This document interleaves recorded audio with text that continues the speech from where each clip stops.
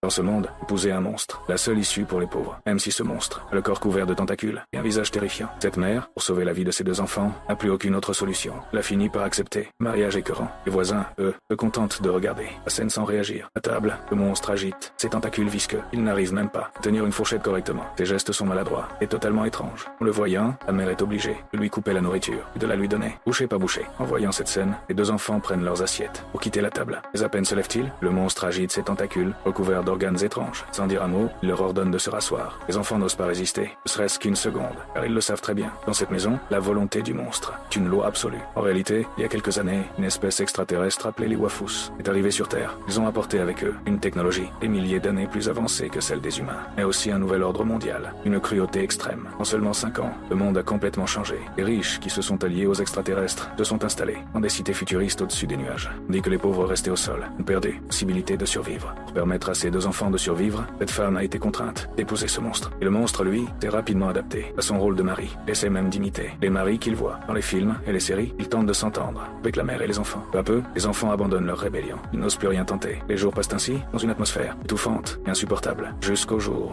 Père, disparu depuis des années, revient sans prévenir et brise d'un coup le calme fragile de cette vie.